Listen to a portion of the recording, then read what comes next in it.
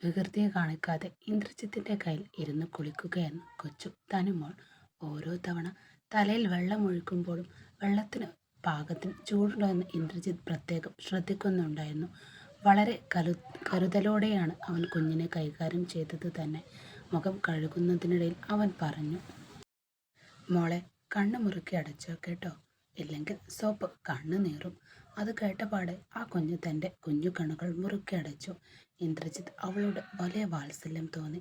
അവൻ പതുക്കെ അവളുടെ മുഖത്ത് സോപ്പ് തേച്ചു കൊടുത്തു. വായും പതുക്കെ അടച്ചോ, അല്ലെങ്കിൽ ഉള്ളിലേക്ക് വെള്ളം കയറും, അവൻ ഓർമ്മിപ്പിച്ചു. അവൾ ഉടനെ വായു മുറുക്കി അടച്ചു. കഴിഞ്ഞ് തോർത്തുകൊണ്ട് അവളുടെ നനവ് തുടച്ച് അവൻ അവളെ ബാത്റൂമിൽ പുറത്തേക്കെടുത്ത് കൊണ്ടുവന്നു. മുടി തുടയ്ക്കുന്നതിനിടയിൽ അവൾ ചോദിച്ചു, അങ്കിളിൻ്റെ പേരെന്താ? എനിക്കറിയില്ലല്ലോ. അവളുടെ ചോദ്യം കേട്ട് അവനൊന്ന് ചിരിച്ചു. എൻ്റെ പേര് ഇന്ദ്രജിത്ത് വർമ്മ എന്നാണ്. പക്ഷേ അത്രയും വലിയ പേര് ആ കൊച്ചുകുട്ടിക്ക് എങ്ങനെ ഓർത്തു വെക്കാൻ കഴിയും? അവൾ അന്തം വിട്ട് അവൻ്റെ മുഖത്തേക്ക് തന്നെ നോക്കി നിന്നു. ശരി ശരി, നിനക്ക് പേര് പറയാൻ ബുദ്ധിമുട്ടാണല്ലേ. നീ എന്നെ തച്ചു അങ്കിൾ എന്ന് വിളിച്ചോ, അവൻ അവളോടായി പറഞ്ഞു. അതിനുശേഷം അവൻ അവൾക്കായി കരുതിയിരുന്ന ഒരു ഫ്രോക്ക് അവളെ ധരിപ്പിച്ചു. പക്ഷെ അവളുടെ മുടി എങ്ങനെ കെട്ടണമെന്ന് അവനൊരു പിടിയുമില്ല. മോളെ, മുടി എങ്ങനെയാ കെട്ടേണ്ടത്? ഒരു കുടുംബ മതിയോ അതോ രണ്ടു വശത്തേക്കും കെട്ടണോ? അവൾ തൻ്റെ കൊച്ചു വിരലുകൾ കൊണ്ട് കാണിച്ചു പറഞ്ഞു, എനിക്ക് രണ്ടു വശത്തേക്കും കെട്ടണം. അവൻ ഒരു ദീർഘശ്വാസം വിട്ടു. മുടി കെട്ടാൻ അറിയില്ലെങ്കിലും യൂട്യൂബിൽ നോക്കി അവൻ പതുക്കെയെല്ലാം ശ്രമിച്ചു തുടങ്ങി. അല്പം വളഞ്ഞു പൊളഞ്ഞാണെങ്കിലും ഒടുവിൽ അവൻ അവളുടെ മുടി കെട്ടുന്നതിൽ വിജയിച്ചു. കഴിഞ്ഞു മോളെ, ഇനി അങ്കിൾ പോയി ഒന്ന് കുളിച്ചിട്ട് വരാവേ. അവൻ റൂമിലെ TV ഓൺ ചെയ്ത് കാർട്ടൂൺ വെച്ച് കൊടുത്തു. അങ്കിൾ വരുന്നത് വരെ ഇവിടെ ഇരുന്ന് കാർട്ടൂൺ കാണണം കേട്ടോ. കാർട്ടൂൺ കണ്ടതോടെ തനുമോളാകെ സന്തോഷത്തിലായി. അവൾ ബെഡിലിരുന്ന് തുള്ളിച്ചാടാൻ തുടങ്ങി. കുളിക്കാൻ പോയെങ്കിലും ഇന്ദ്രജിത്തിന്റെ മനസ്സ് മുഴുവൻ ആ കുഞ്ഞിനെക്കുറിച്ചുള്ള ആശങ്കയിലായിരുന്നു. 10 മിനിറ്റിനുള്ളിൽ കുളി കഴിഞ്ഞ് അരയിൽ തോർത്ത് മാത്രം ചുറ്റി അവൻ പുറത്തേക്ക് വന്നു. വെള്ളം തോർത്തിക്കൊണ്ടിരിക്കുന്ന അവനെ കണ്ടപ്പോൾ അവൾ പൊട്ടിച്ചിരിച്ചുകൊണ്ട് അവനോടായി പറഞ്ഞു, അയ്യേ, ഈ ദച്ചങ്കിളിന് നാണമില്ല. അവൾ ചിരിക്കുന്നത് കണ്ടപ്പോൾ ആ വീട് മുഴുവൻ ഒരു പ്രത്യേക സന്തോഷം നിറയുന്നത് പോലെ അവന് തോന്നി. അവൻ അവളുടെ അരികിൽ ചെന്ന് അവളുടെ കുഞ്ഞു വേറിൽ ഇക്കിളി കൂട്ടി. നീ എന്നെ കളിയാക്കുന്നോടി കുറുമ്പി എന്ന് പറഞ്ഞ് അവളോടൊപ്പം അവനും കളിച്ചു. ദച്ചു അങ്കിൾ കളിക്കേണ്ട, ഞാൻ അങ്കിളിന് ചോക്ലേറ്റ് തരാം, അവൾ പറഞ്ഞു. ആഹാ, അതോ, എങ്കിൽ തന്നോ. അവൻ കൈ നീട്ടി. ഇപ്പോൾ എൻ്റെ കയ്യിലില്ല, അമ്മയുടെ അടുത്ത് കാണും, അവൾ നിഷ്കളങ്കമായി പറഞ്ഞു. അവൻ അവളുടെ കവിളിൽ ഒരു ഉമ്മ നൽകിയിട്ട് ചോദിച്ചു, മോളെ, നിനക്ക് വിശക്കുന്നുണ്ടോ? എനിക്ക് ചോറ് വേണം, അവൾ പറഞ്ഞു. അവൻ അവളെ എടുത്തുകൊണ്ട് അടുക്കളയിലേക്ക് നടന്ന് ഉച്ചയ്ക്കുള്ള ഭക്ഷണം ഒന്നും തയ്യാറാക്കിയിട്ടുണ്ടായിരുന്നില്ല. രാവിലെ ഇഡലി ഉണ്ടാക്കിയിരുന്നെങ്കിലും അവൾക്കത് കൊടുക്കാനും അവന് തോന്നിയില്ല. അവൻ ഉടനെ അവൾക്കായി മാഗി തയ്യാറാക്കി കൊടുത്തു. സോഫയിലിരുത്തി അവൻ തന്നെ അവൾക്ക് വാരിയും കൊടുത്തു. അതിനിടയിൽ അവൻ തൻ്റെ പെങ്ങളായ യാമിയെയും വിളിച്ചു. അപകടത്തിൽപ്പെട്ട് ആശുപത്രിയിലായ കാവേരിക്ക് ബോധം വന്നോ എന്ന് തിരക്കി. ഇല്ല ഏട്ടാ, ഇതുവരെ ബോധം വന്നിട്ടില്ല, യാമി വിഷമത്തോടെ പറഞ്ഞു. ഞങ്ങളുടനെ അങ്ങോട്ട് വരുന്നുണ്ട്, ഇന്ദ്രജിത്തും പറഞ്ഞു. ഏട്ടാ, അവർക്ക് ബോധം വരാൻ ഇനിയും സമയമെടുക്കുമോ? അതുവരെ ഏട്ടൻ അവിടെ തന്നെ നിൽക്കുമോ? യാമി ചോദിച്ചു. ഈ കുഞ്ഞിനെ നോക്കാൻ ഇവിടെ വേറെ ആരുമില്ലല്ലോ യാമി. അവർക്ക് ബോധം വരുന്നത് വരെ എനിക്ക് കാത്തു നിന്നല്ലേ പറ്റൂ. നീ പൊയ്ക്കോ, അവൻ പറഞ്ഞു. നേരം ഇരുട്ടിയതും കാവേരി കണ്ണു തുറന്നില്ല. ഇന്ദ്രജിത്ത് ആകെ പരിഭ്രമമായി. അവൻ ഡോക്ടറെ കണ്ട് വിവരം തിരക്കി. തലക്ക് നല്ല അടിയേറ്റതാണ്, അതിൻ്റെ ആഘാതമായിരിക്കും. നാളെ രാവിലെ ആകുമ്പോഴേക്കും ബോധമെല്ലാം തെളിയും, ഡോക്ടർ അവനോട് ആശ്വസിപ്പിച്ചു. അപ്പോഴാണ് അവൻ്റെ അമ്മയുടെ ഫോൺ വരുന്നത്. നീ എവിടെ ദച്ചു? നേരം ഇത്രയായിട്ടും നീ എന്താ വീട്ടിലെത്താത്തത്? അമ്മ ദേഷ്യപ്പെട്ടാണ് അവനോട് സംസാരിച്ചത്. അമ്മേ, ഞാൻ ഹോസ്പിറ്റലിലാണ്. എന്ത്?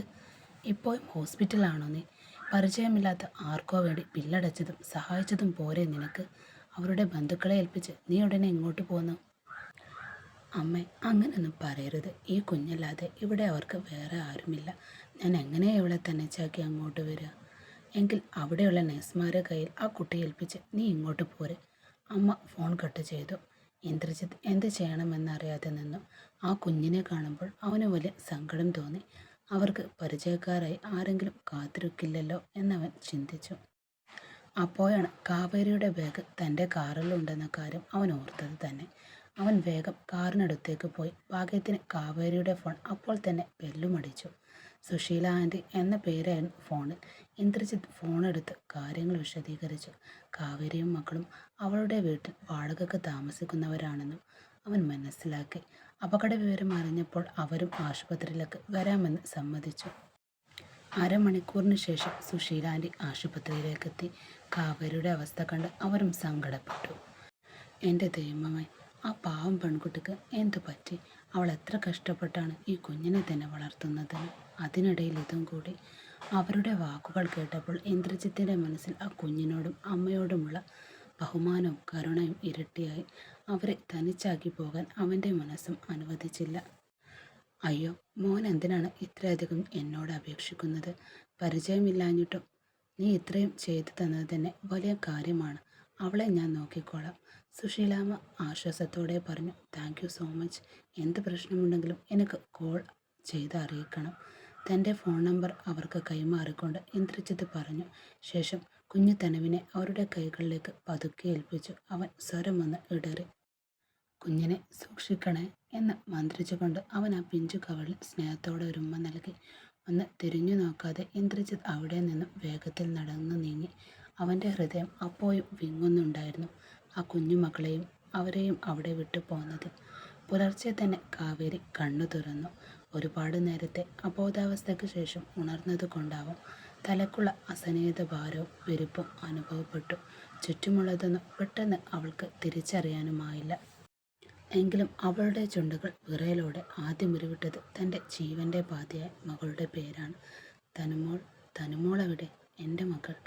അപ്പോഴേക്കും പതുക്കെ എഴുന്നേറ്റിരുന്ന കാവേരി തൻ്റെ കുഞ്ഞിനെ കണ്ടയുടനെ അമ്മേ എന്ന് വിളിച്ച് വാത്സല്യത്തോടെ വിളിച്ചുകൊണ്ട് അവൾ തനു കാവേരിയുടെ അടുത്തേക്ക് ചേർന്നിരുന്നു. അമ്മയുടെ വിളി കേട്ടതും കുഞ്ഞു തനു ഓടി വന്ന് കാവേരിയുടെ മാറിൽ മുഖം പൂഴ്ത്തി. അവളുടെ മുഖം മുഴുവൻ ഉമ്മകൾ കൊണ്ട് നിറച്ചുകൊണ്ട് ആ കുഞ്ഞു കൈകൾ അമ്മയെ മുറുക്കി പിടിച്ചു. കാവേരി, ഇപ്പോൾ നിനക്ക് എങ്ങനെയുണ്ട് മോളെ? അരികിലിരിക്കുന്ന സുശീലാമ്മ വാത്സല്യത്തോടെ ചോദിച്ചു. ഇപ്പോൾ കുഴപ്പമൊന്നുമില്ല ആൻറ്റി. പക്ഷേ എന്നെ ആരാണ് ഇവിടെ ആശുപത്രിയിൽ എത്തിച്ചത്? സംശയത്തോടെ കാവേരി ചോദിച്ചു. ആ മാനോട് നീ എത്ര നന്ദി പറഞ്ഞാലും തീരില്ല മോളെ. പാവം, നിന്റെ കൃത്യസമയത്ത് ആശുപത്രിയിൽ എത്തിച്ചത് കൂടാതെ നേരം വെളുക്കുവോളം നിന്റെ കുഞ്ഞിനെ പൊന്നുപോലെ നോക്കിയതും അവൻ തന്നെയാണ്. സുശീലാമ്മ പറഞ്ഞു. അതെയോ? ആരാണ് ആൻറ്റി അത്?